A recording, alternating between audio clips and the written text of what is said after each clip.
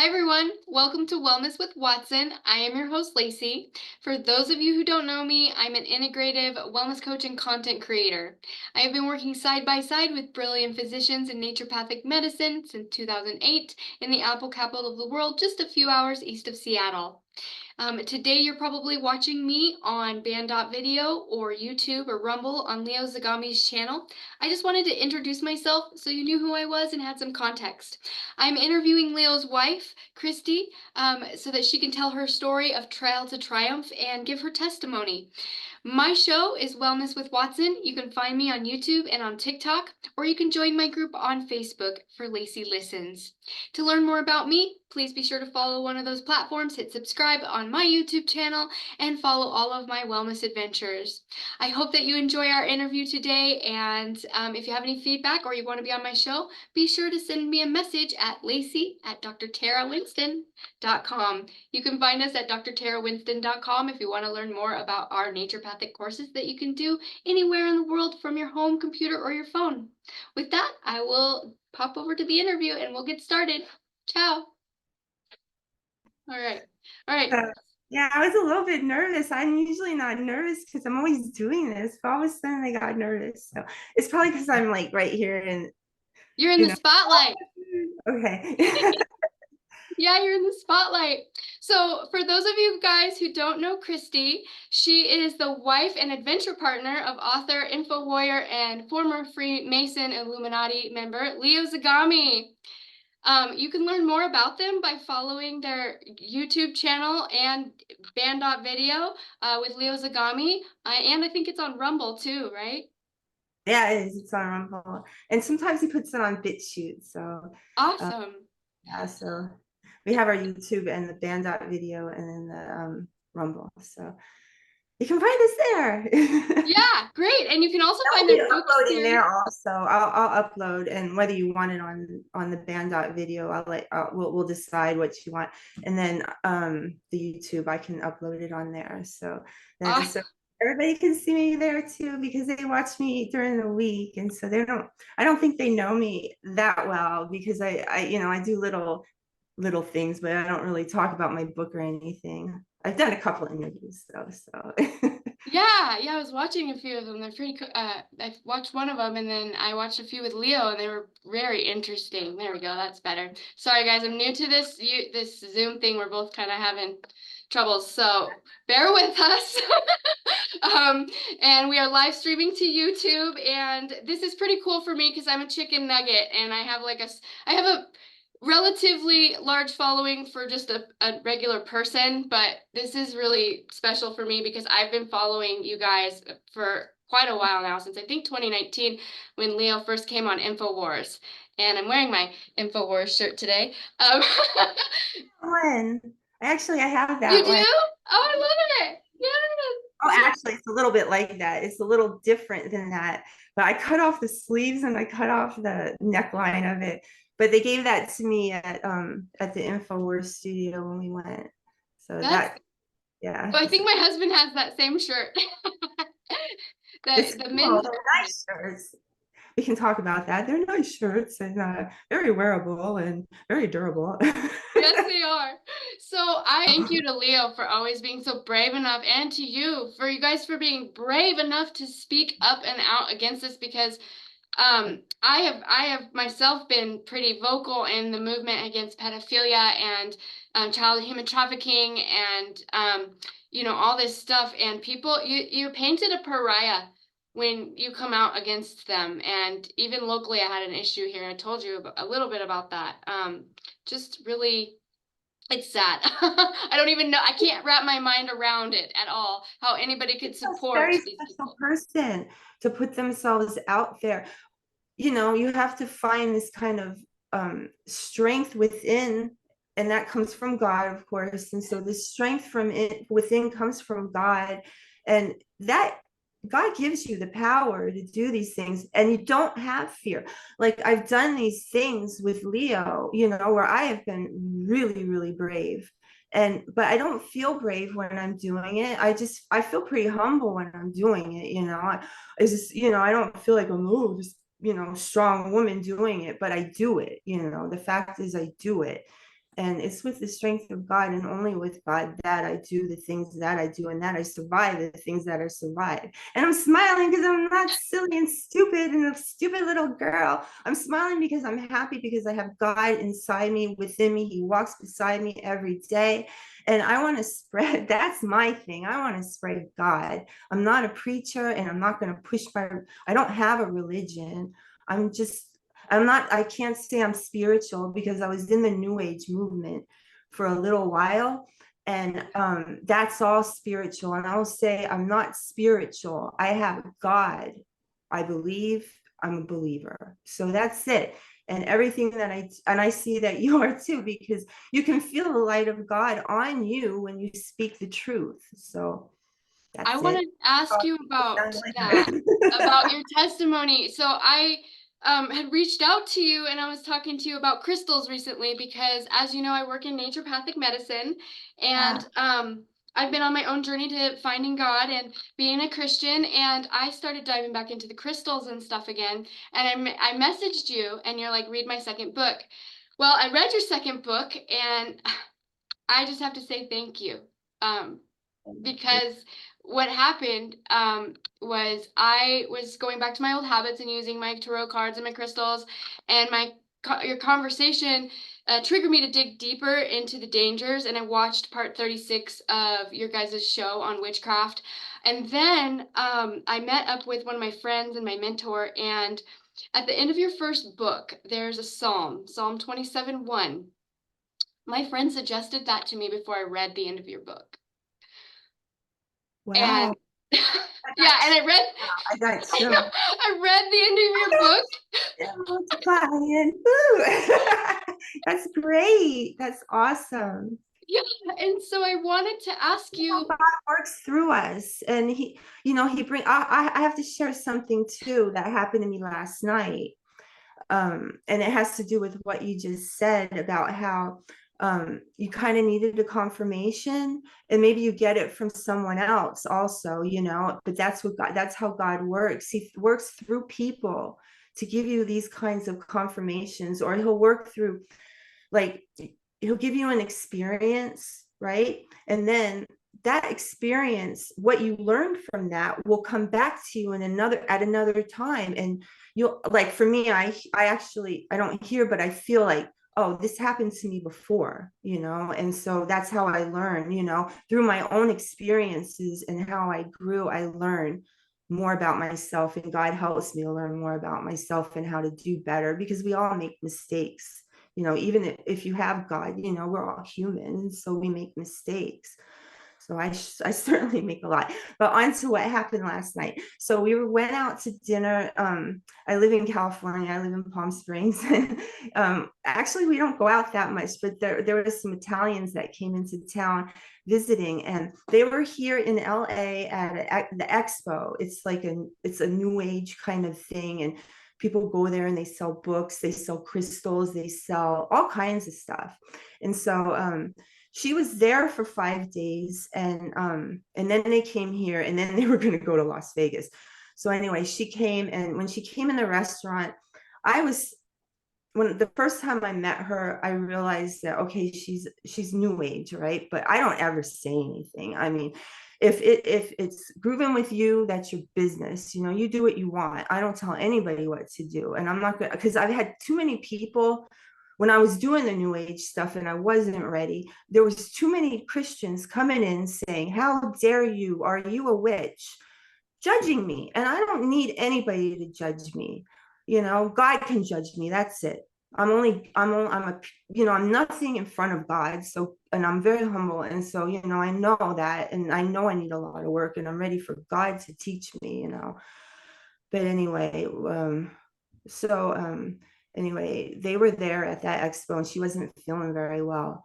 And so she came in, and I was already standoffish from the other time, but I was just going to try to be nice. I actually put Leo next to her, but then somehow she was sitting next to me. I was like, oh no, I'm going to have to hear all about her and the crystals and whatever she's doing, but so be it. If she's happy with it, fine. But anyway, so she's like, hi, how are you? I brought you something. I brought you a gift. I brought you tarot cards that I made. And I was like, oh, lovely. I can't accept those. And I had to put my foot down and say, I can't accept your tarot cards. I'm sorry. I can't bring those into my house. And then she said, no, but no, they're not really tarot cards. They're like goddesses. They're all depicted as women. And they're, you ask the cards something and then it will answer you. And I said, that's divination. I can't do that. I'm sorry. I don't do that. I didn't spend 10 years in Italy making mistakes to get to this point where, I'm going to do that again. So, and she's like, oh, okay. Well, actually, it's really weird you're saying this to me because I don't feel good. And she's holding herself like this and kind of rocking.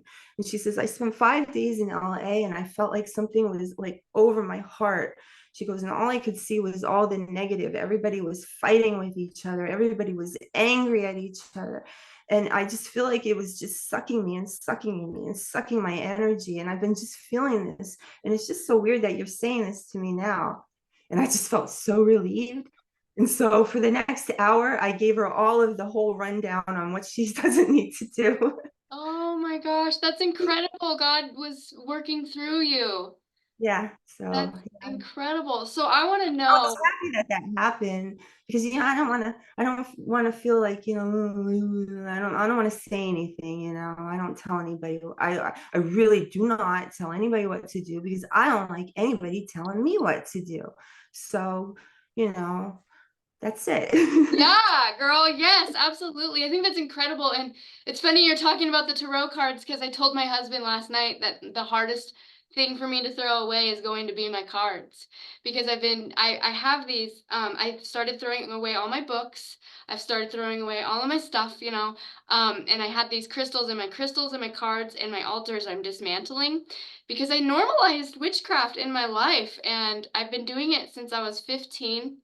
And I found Christ in 2020 again because I grew up in a Christian family, but the cards were the hard one for me to throw. So this was confirmation that I could just toss them and it's going to be perfect. But I want to know what Get rid of was my the turning crystals. point for you, I'm Christy? sorry. Oh, what was the turning point for you when you decided what was it that I read in your book, Your One Night in Baphomet. Talk about that. Tell me about what was it that made you shift out of crystals, using crystals and these other things for comfort just using Jesus, to just praying to God, just like trusting in God. What was it for you that did that? Well, it was kind of like a culmination of things because I had met Leo, and before I grew up Christian Catholic. I was Catholic. I grew up in Brooklyn, New York, and it's very Catholic Italian family, and so that's where I grew up. And then I lived kind of this Catholic life until probably I left my house. Actually, I've always been Catholic, but I never really like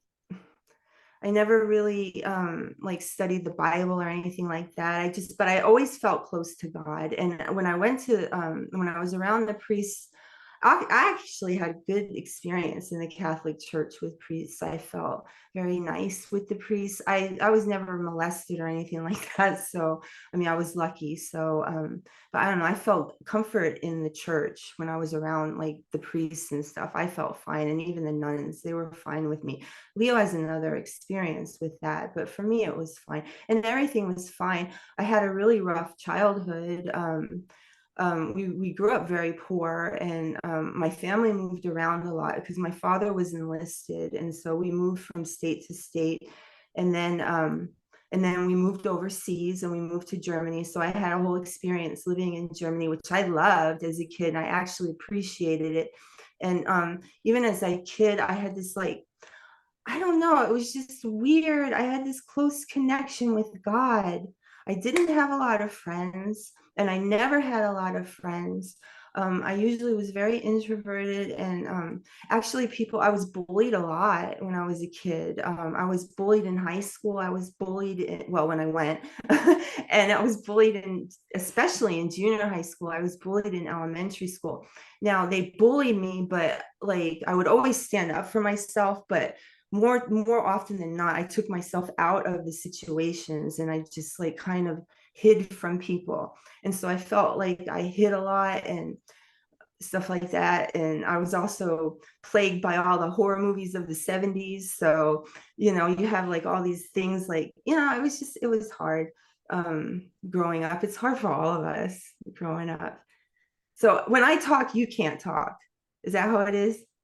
What? Okay. Oh, When I I can talk, talk. I'm just listening. Yeah, I know. I okay, didn't want to interrupt you. No, that's for a different. That's my that's a different segment. That's where I just let people talk and they just go. And it's okay. about emotions. Yeah. I didn't know if the mic turned off and I had to wait, or like if you wanted, Oh, I was just like talking too much. no, you're good. No, I'm just listening.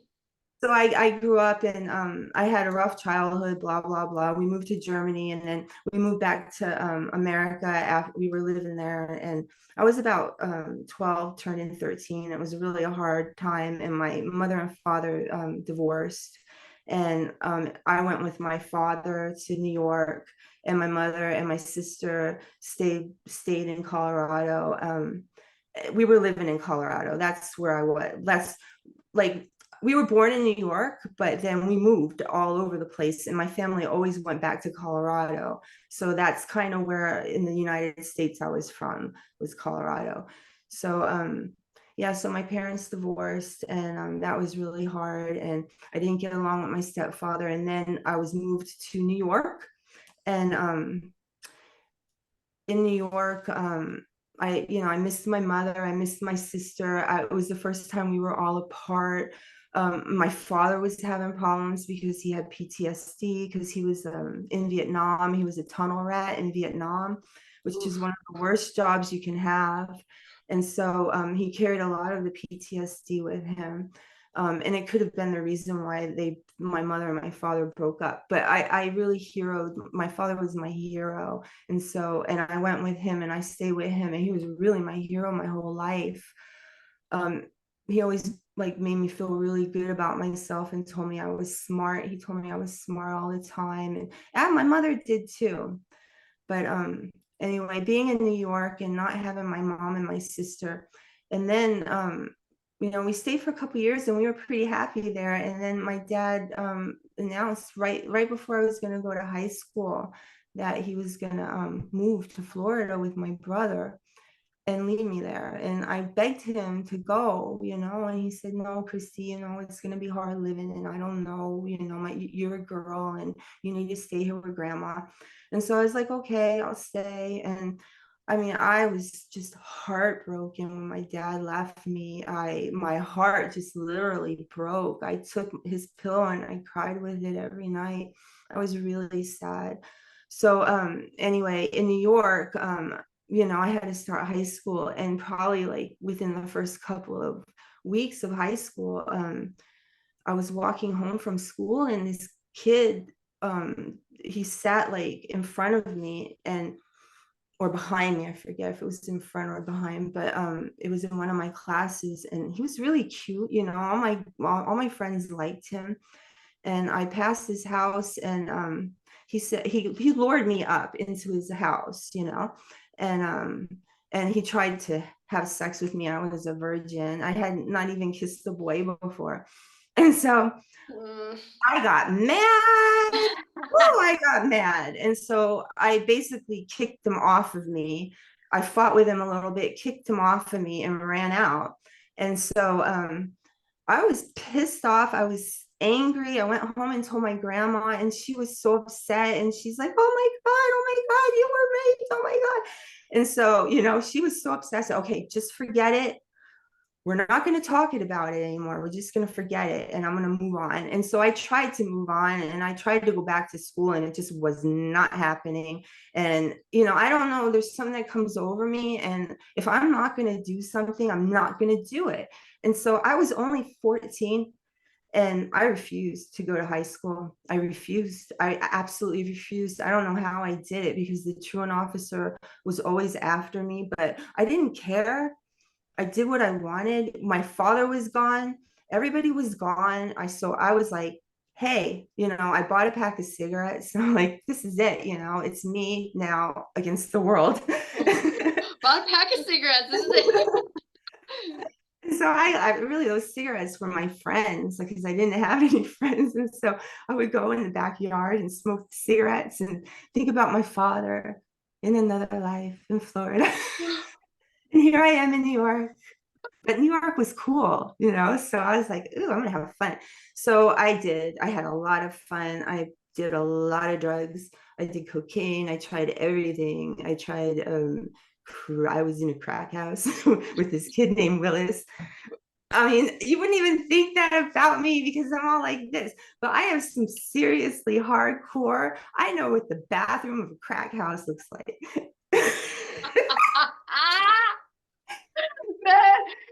So anyway, I know what you mean.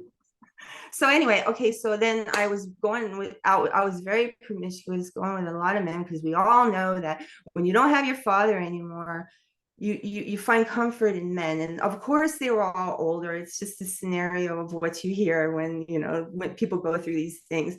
So anyway, I ended up getting mixed up with the wrong kind of guy, and I ended up getting shot at. It was actually the worst crime family in New York at the time. And I can't say it, but you just can imagine the Netflix shows. It was from that worst crime family.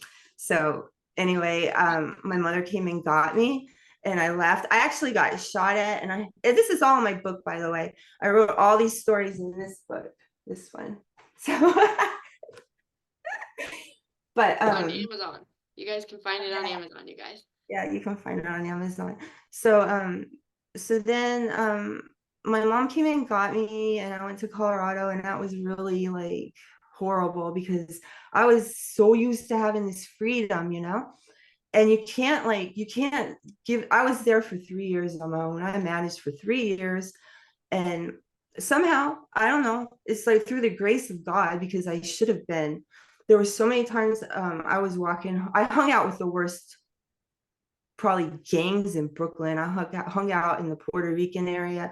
I hung out one time. I mean, I was just in the worst areas of Brooklyn. We lived in a nice area, but I would like take myself out of there and go to Third Avenue and take the train, and I would walk home at night at 2 o'clock in the morning. This was in the 80s, when it was really, really dangerous. Nothing ever happened to me. I mean, nothing ever happened to me.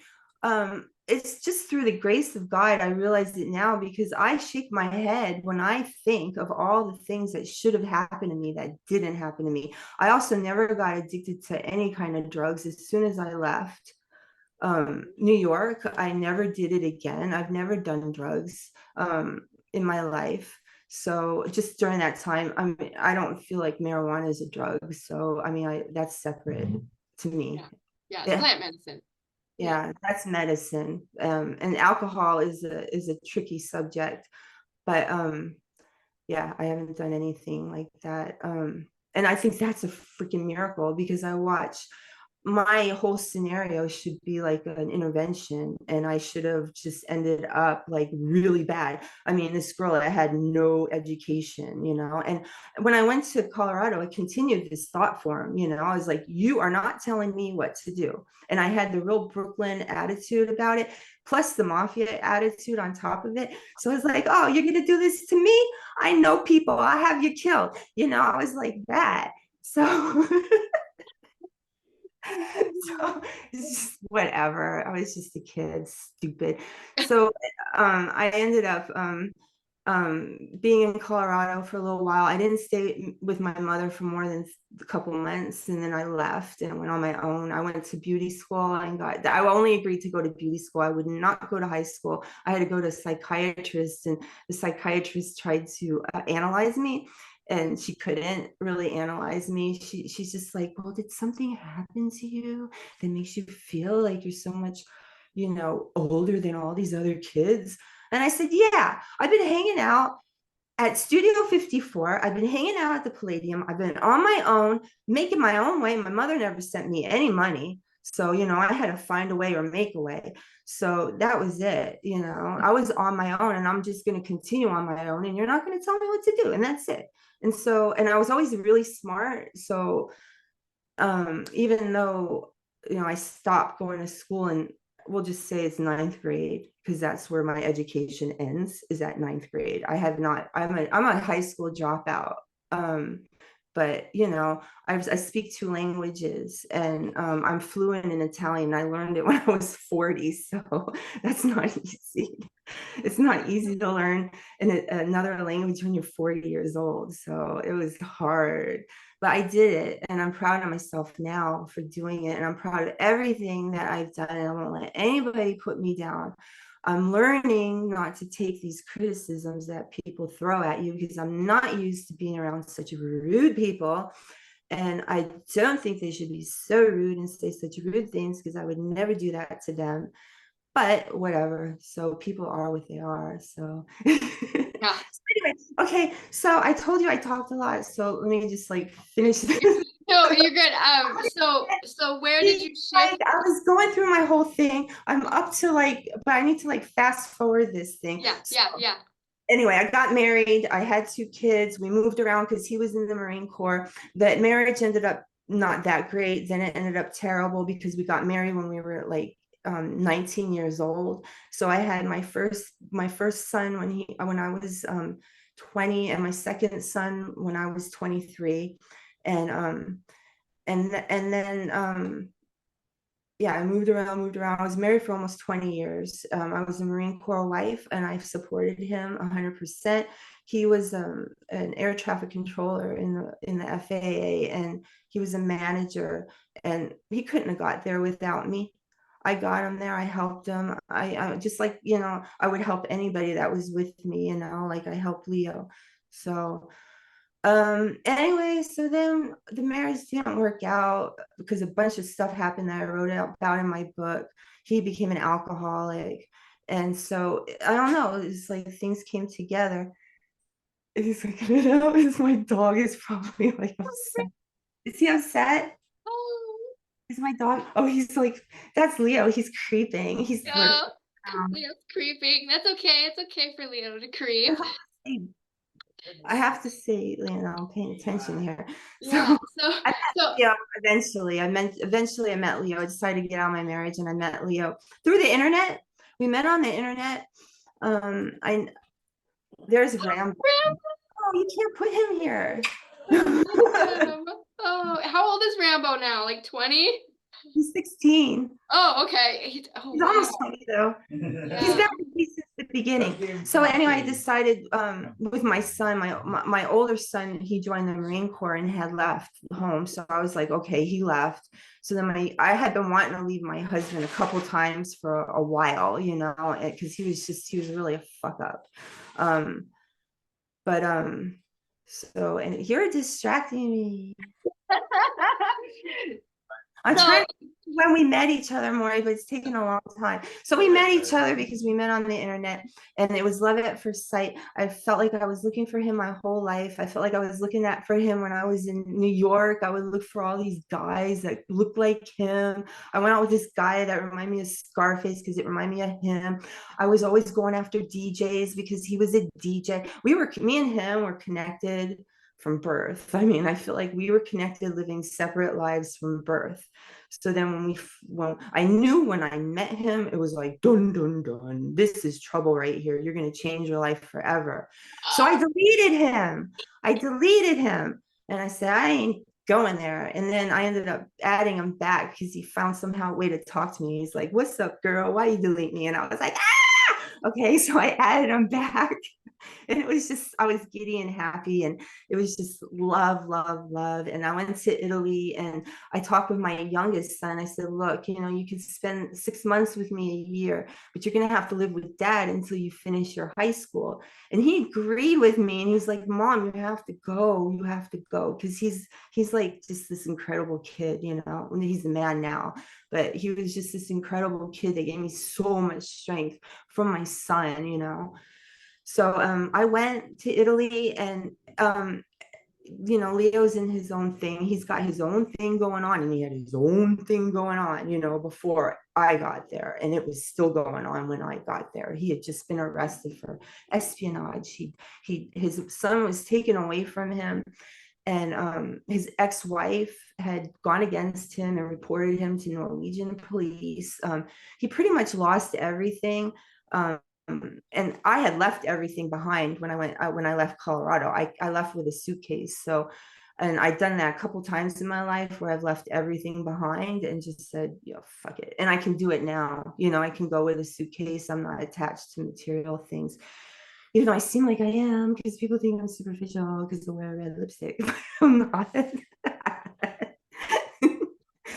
But anyway, so in Italy, everything was really crazy, and I wasn't really ready for that kind of thing. It was just all new to me. And when I met Leo, I was just like, he taught me so many things that I didn't understand. I was just my family was always like a military family, and very Republican. But like during 9/11, like I was one of the brainwashed ones that believed Bush was like the best president that ever lived. And all of that. But it's funny that during 9/11, I felt triggered, like something was going to happen. And I felt like, okay, it's time right now. It's happening. Like I've always felt like we're waiting for an event, like my whole life. Even as a child, I felt that. So I thought 9/11 was it. And my father was the same way. He felt the same way. And during 9/11, it also triggered him. Okay. And I never talked about that with my father. I never knew Leo when my father was alive. He ended up killing himself in 2002. Yeah. So, and I feel like it was a direct result of 9/11 that happened, because he died just a few months after 9/11. And I just couldn't, my mind wasn't, I didn't grasp what he was trying to tell me, because he was like that guy, that conspiracy theorist, my father. And he was like that Mel Gibson character, in that movie. He was like that. And he actually had a bunker before anybody, and he was storing food and stuff. And he was actually living a life of in an RV when he died. He had met somebody new, and he was starting a new life. I had just returned from Japan, and I hadn't seen him in a few years, and so we were just about to reunite with each other. And I was so happy. And I had gone through this bad time in my marriage, and I tried to come out of it and show him that I was better. And then he died. He died. And so he was on his way to see me. And so I had to like really struggle with that for years, and I carried that with me for many years. But anyway, during 9/11, it was going to happen, whether it happened, whether he would have been up in those buildings, or he did it to himself. But it was because of that. So, but during 9/11, I was completely triggered. And so Leo smartened me up on that one, and a lot. I bet. All about the New World Order, and I learned all about the Illuminati, and I learned all about it. What And I was your first response to that? Like when Leo first told you all of it, were you just like, I said, I don't negotiate with terrorists, and I hung up on him. That's what I did. It was a true story.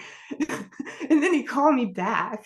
I was like, how can you say that? and did that like start you thinking differently about God, or like about the world? Or did you, at the time, were you just like, are you nuts? What are you talking about? No. I always believed him. Everything that he said, I always believed him. Yeah. Everything that he said, like he told me. Me too. I mean, I had so much to learn. And then with him, we went through so many experiences together. We met people. My first date with him when I went to Italy was at the Academy of the Illuminati. He left me in the office of the Academy of the Illuminati for 3 hours. And so, I'm like, all of a sudden I'm in Italy, and I'm in the Illuminati thing. And I had just gotten off the plane, so it's completely jet lagged. And only like a couple hours. And I didn't even sleep. I don't even think I slept on the plane. I was so tired. and he just like left. I didn't want to miss it because I Weren't didn't you want. a Mason? Didn't you get initiated into the Freemasons? I read that you had an initiation, like as a, Yeah, well, yeah. I mean that happened later, but what Mhm. happened was when I got to Italy, all these things were happening. He was targeted from the very beginning. I mean, not so much, but it was happening. Like there was always some kind of target on him. Like people were always against him, and I wasn't used to that. Yeah. Just people always like just this weird kind of energy I was feeling for the first time in my life. And so, and then I started meeting people because Facebook was new. And so then I met this girl on Facebook, and her name was Nicole, and she was like really nice. And she's from Australia. Oh, that's cool.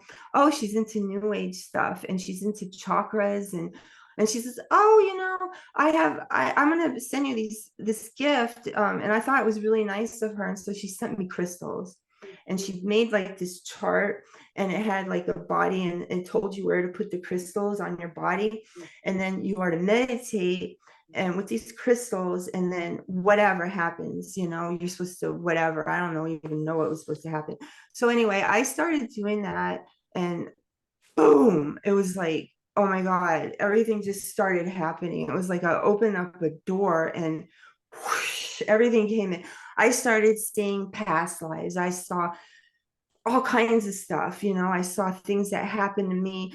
I saw things with Leo in former lives. I saw crazy shit. And then crazy shit started happening to me.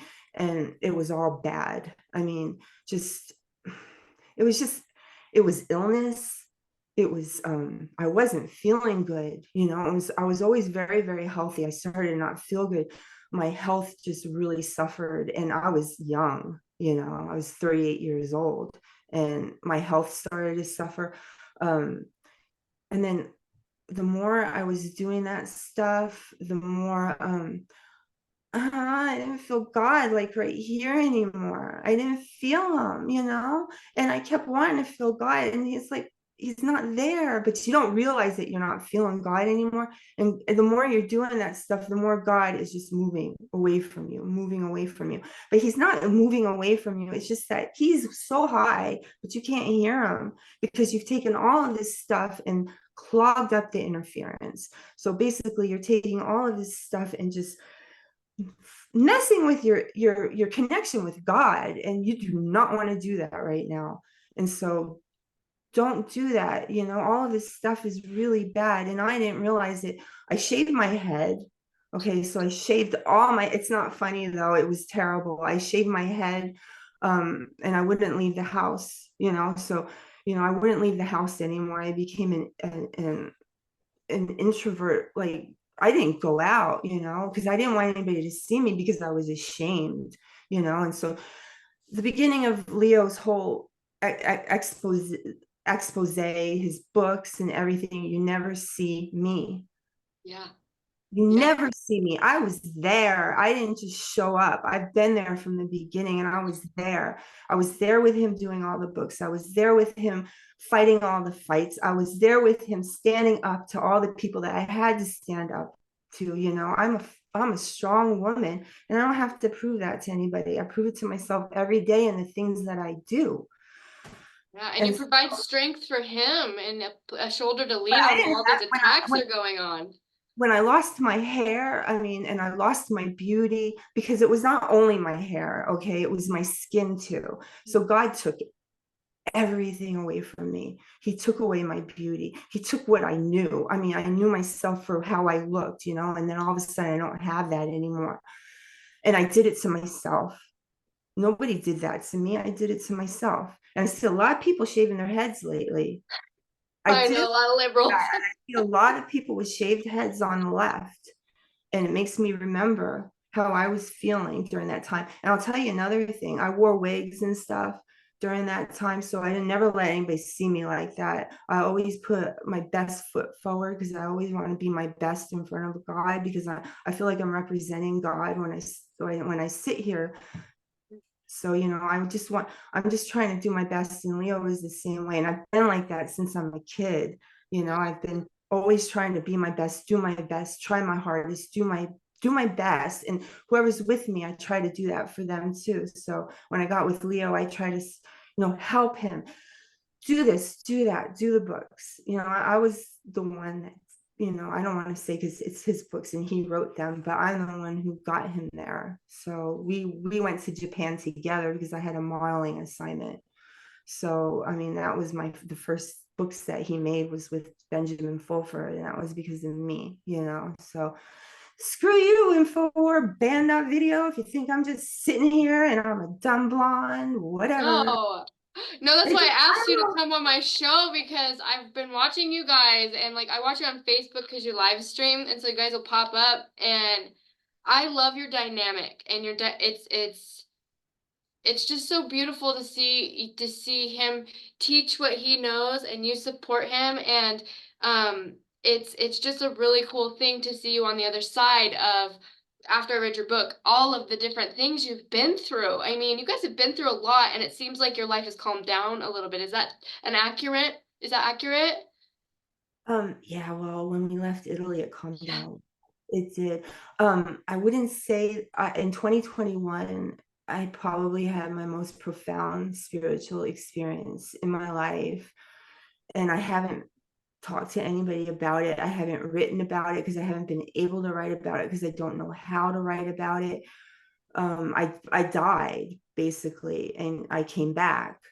And so I don't know. There's like no way to talk about it, and I'm trying to find the words, and I can't. So instead, I'm writing a cookbook. I don't know. I mean, I'm talking about it right now, but I just I don't know what to say, and so How did and you I had that experience, which is something to write about.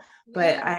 I don't know if I'm ever going to write another book. I really don't, because I don't feel like I said the story of how we met and everything, and I tried to put my journey in there and how I got back to God. We did like this tour, or we did Route 66. That's what I write about in my Yeah. second book. And so it was really exciting. We went around America and we saw different places. And like you mentioned one night in Baphomet, Yeah. that's from One Night in Bangkok, that song. Yeah, yeah, and the Ouija board pillow. I'm like, ah. So is But that yeah, when you started like what was it that was like I just don't need these tools anymore? And oh, my other question was in your first book you referenced the archangels a little bit, Archangel Uriel. And you had painted him. And I'm wondering, is that still a connection you have? Do you still communicate with Archangel? Like how do you feel about all that? What do you think about all that? it's funny because when I put all that stuff down, all the archangels went away, even the Holy Mary went away. All of it Oh, went away. So I don't and the even, I'm not, Marilyn Monroe? no, the Holy Mary, Mary, the Yeah. Holy Mary, Oh Mary, yeah. Mother of God, pray for Yeah, us. yeah, but I'm out in your again. book in your book you had also seen a lot of Marilyn Monroe symbolism.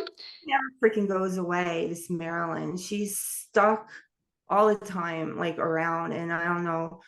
I'll figure that out someday, but she's just around all the time, I everywhere. feel like it's a connection almost somewhere. Like there's It something is. there. It Yeah, is. I have to live this life. So, it's like you live, not that I'm not saying nothing, it's just, I yeah, don't know. So, I mean, yeah. there's a connection there and people can take what they want from it. But I definitely have a connection with Marilyn. She's with me. I mean, she lived here in Palm Springs, and there's a big 7-foot statue of her downtown, or 9 foot or something. Actually, yeah, it's like 9 feet tall statue of her downtown Palm Springs. She's everywhere. She's like last night I went to dinner, she's on the side of a building. I mean, Maryland never goes away, and this was like the only place that we could afford to go to when we came to America. So I know that sounds really weird because this is Palm Springs, but for some reason we found this condo and it was $40 a night, and at that time it was really That's cheap all, as hell. I know, it was cheap. And That's cheap. that's all we could afford, because that's all I could save up. Because I mean, there's just so many things that happen, including fighting for our money, Hmm. them trying to lock Leo. I mean, with all the shit that happened with me, I had a billion things happening with Leo. So Yeah. I mean, on top of when I was shaving my head trying to, be quiet and just do my own thing. He had all this stuff going on that I had to be present for, and so I was trying to hide, but I never could. Like God always brought me out and always brought me out and always brought me out. And so I constantly had to like suck it up and Mhm. say, I'm not about my looks. I'm not about any, it's about me and who I am inside. That's the most important thing. I have to remember that I am special, and fuck all of these people, that think they want to look at me this way. I am not ugly. Okay. So I took that side of it. God made me ugly to show me, what ugly is, and now I feel grateful that, I got my hair back and I got my looks back when I got God back. So that's Yeah, it. that's So incredible. And so you don't use crystals, you don't talk to the angels, you're talking to God. And do you go to and I don't hear church? Or do you do anything though. anything? Like, I don't. yeah, Okay, so that's another thing. When I yeah, was doing the new age stuff, I heard shit. I heard shit. I heard shit all the time. I heard shit. Um, but then when I stopped doing that, and then I had my spiritual experience, I stopped hearing all of it. And you don't hear God either, by the way. God is a feeling. There's no voices or yes, anything. It's yes. just it's a feeling, and it's called faith. Yes, yes. I would love to hear about your story of passing, but if you're not ready for that, we won't go there.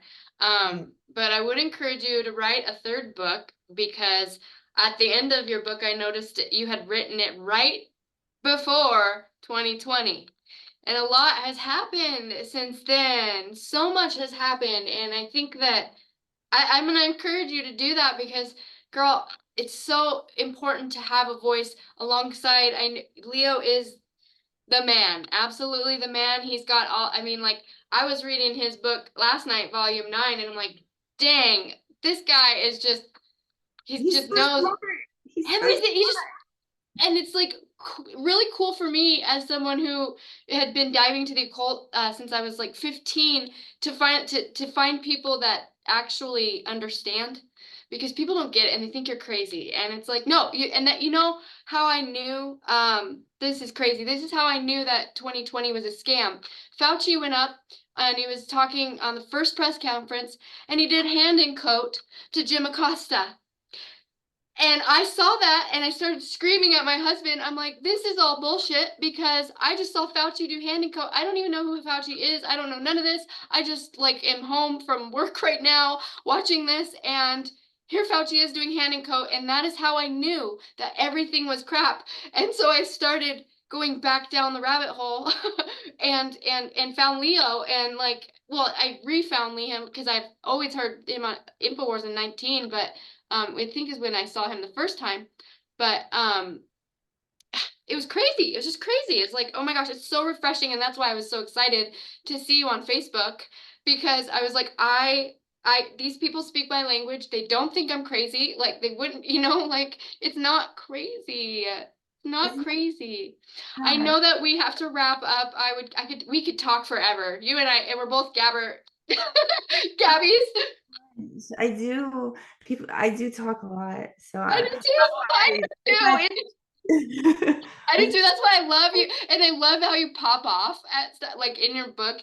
I appreciate your mouth and your bracelet. Like you're popping on and speaking your mind. I appreciate that, and that's kind of why what drew me to you. I feel like you and I have a lot in common, especially the way I'll tell you in a text how I met my husband, and you're gonna be like, oh my gosh.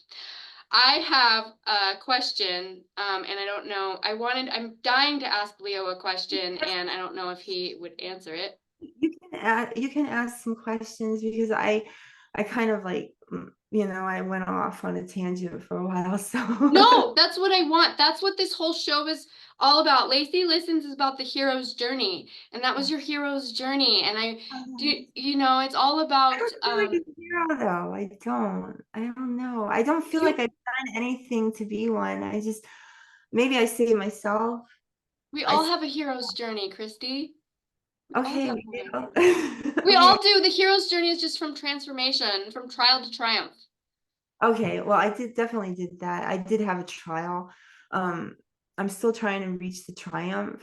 Like I'm always like striving to do more and be more. And I feel like I'm just never like honestly, in front of God, I don't feel good enough. And so I become very humble and I just say, okay, I'm gonna try harder. I'm gonna do harder. I'm gonna do better. Okay, I didn't do this right, but I'm gonna try next time to do it even better. And I know when I don't do things right. I know when I say things wrong.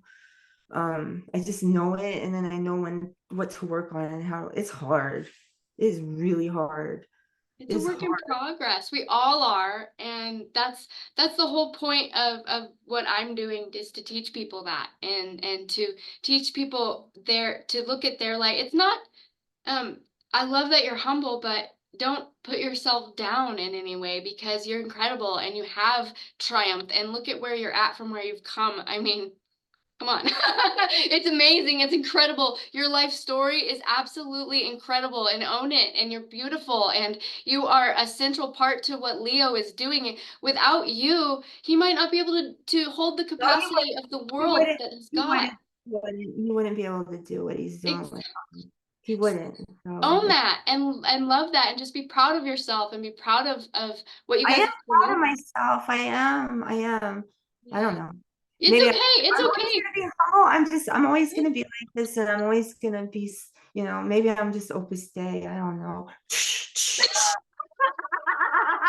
Yeah. I love I love You're that. terrible. I love that. So my questions, I have three questions I'm going to ask you really quick, and then I'll let you go because we both have lives to live. And I want to be mindful of your time. So I have a kind of a theory that I want to know what you guys think about television, phones, and computers and modern medicine. Do you think that those are a form of witchcraft? Because in my mind, I believe that all of this is all witchcraft. You're just taking elements and frequency, and well, and so we're So you all need to read participating. volume 6. You need to Okay, read volume 6 of okay, Leo's book. He okay. talks about this. We're in the age of cyber Satan right now. Do you know cyber Satan? So I mean, you probably watched the shows about that we did, but his book on volume 6.66 is all about that whole thing. But actually, you're reading volume 9, so you should get a lot of answers. But yeah, of course we're being manipulated, and all of that is pretty like that's why I'm not on social media. And like I got rid of it. Was hard, but I got rid of because that was like the only friends, like I don't have any friends, so like those were my friends. But I had to say, like, I was incessantly scrolling. I was incessantly looking up things I shouldn't. I was on my phone all the time. I couldn't concentrate on a movie without looking at my phone. So I gave it up like probably 3 or 4 months ago, and I just completely stopped. And I stopped doing my posts. I stopped on the Instagram, and I stopped worrying about what people would think if I wasn't there anymore. I'm like, okay, let them think what they want. I'm not there because I'm better. It's not because there's something wrong with me and I'm not on Facebook. And people automatically think, oh my God, she's not on Facebook. There's something wrong. And I had a lot of people coming in that never write to me, that only wanted to know how I was doing, whatever. I never hear from you, and all of a sudden you want to know. No, I'm fine. Okay. I'm Yeah, just on Facebook and I feel a lot better. I can concentrate better. I can watch movies better. Leo's happy because he's never been on Facebook. I mean, on his phone on Facebook. right, right. I say that, I mean, I'm still You're not on on your Facebook, phone, but I'm but not on my phone on Facebook. And so then I'm not on Facebook because I never go on the computer. So I still have my accounts and everything, and I go on there now and then and post things because it's important to kind of have something there, not disappear completely. But yeah, it's like I got off of all the social medias, and I know a lot of people are stuck on there, but I personally think that we're not going to have all of this stuff. So it's not going to, I mean, I don't think you can, like, you can't depend on this technology, and you can't depend on the electricity either or the power grid. I'm ready for everything to go dark, honestly. it's Yeah, I'm going I'm to. ready to survive. I'm a survivor. I've been surviving all my life. I'm gonna survive what's about to come, and it's coming. Yes, it is. It is. It is. So hallelujah, it's coming. So Hallelujah. We can't wait because the world is so messed up right now, and we need God to come down here and seek retribution and get rid of all of this evil and make this the kingdom of God on earth that we want. The New Agers talk about this kingdom of heaven on earth, but there really is going to be a kingdom of heaven on earth. And it's when Jesus comes back, and he's going to come back. So in this life. Amen. Amen. Amen, sister. Well, I think on that note, I will leave my last question. I'll just send it to you, and maybe you can ask Leo and he can tell me. Or tell you to tell me. He can answer. Amore. It's Risponda questione. What are you doing? You don't have to come on the camera if you don't want. No, he doesn't have to come on camera. I just wanted to know his thoughts on Eastern Orthodoxy. My husband had a moment where he was going to the Eastern Orthodox Church, and I grew up Catholic, and so it was a bit, I dove in a bit to understand more. And I was just curious about his thoughts on Orthodoxy versus Catholicism, because from what I understand, Orthodox. That's a heavy subject. I know, and if maybe there's a book a chapter in his book that he can point me to, or a show, one of your shows, something. From what I understand, Orthodoxy is against the Orthodox at all. No, I mean, I experienced the Orthodox faith, and I find it at times more genuine in the Catholic faith. Having said that, today, he's putting his thing on. Come here. Institutions are a little bit corrupt. So, I mean, mainly you have to base your relation with the God through your heart rather than an institution. But the Orthodox faith is definitely a more genuine form of Christianity that goes back to the origins. So. Okay. Thank you. Evil. The Catholic Church is evil. The Catholic Church has been now, after the Second Vatican Council, completely taken over by the evil Jesuit Pope. Yeah, well, the Pope has definitely a dark agenda. But thank you for the great chat with Christy. Whatever, you look great. Thank you so much, Leo. He doesn't have a chair. So. Oh, it's okay. I just wanted to be respectful of him and be respectful of both your time and stuff. I would love if you guys covered that even more deeply in one of your next videos. I would love to hear more about that because I'm very curious about it. In the future, it's a good stuff. It's a good question, Lacy. Yeah. Well, thank you so much for your time, and I am just stoked to have got to talk to you. I love your books. I just love you as a person. I feel like if we were in the same town, we'd be besties, and I think so. I don't listen, in this town there's no like-minded individuals, so I'm surrounded by the enemy. God put me in it's like the pit of hell. I mean, Palm Springs is beautiful. It's a beautiful place. It's beautiful all year round, but there's a lot of evil people around here. And this one over here, my neighbor is evil, and this one down here is evil. So oh my gosh. Well, that maybe you're put there for a reason to be the light, hun. So I'm trying. You are. You're doing great. And I am so thankful. So I will let you guys go on with your day with little Mr. Rambo and Rambo. Oh, he's so cute. He's so cute. It's so good to talk to you, and I will message you and we'll follow up later. And you feel free to put this on your guys' channel. I'll send you the original file too. Okay. Rambo! Oh, Rambo. Can you tell us how you got Rambo really quick? I adopted him. He was in an accident when he was a little puppy, 4 months old, and his whole family was killed. And so he was with a Mexican family, and they were killed. And so they brought him to the adoption agency there in Estes Park, Colorado. And I had been talking to my friend. Her name is Kim Langford, and she was on Knots Landing. I found a person in Estes Park that was like this movie star, and so I kind of like glommed onto her, and I was hanging out with her. But anyway, yeah, she told me he was there, and I went and picked him up, and it's been love at first sight. He has been on quite the adventure. Since the start on every adventure. So he's been around since I got him in 2008. So I met Leo in 2009. Okay, so that's how long I've been in naturopathic medicine. So, oh, cute. I love him. Well, thank you for sharing Mr. Rambo and sharing your testimony and your story, Christy. I look forward to reconnecting with you, and we will chat later. Okay, sounds good. All Thank right. Bye. you.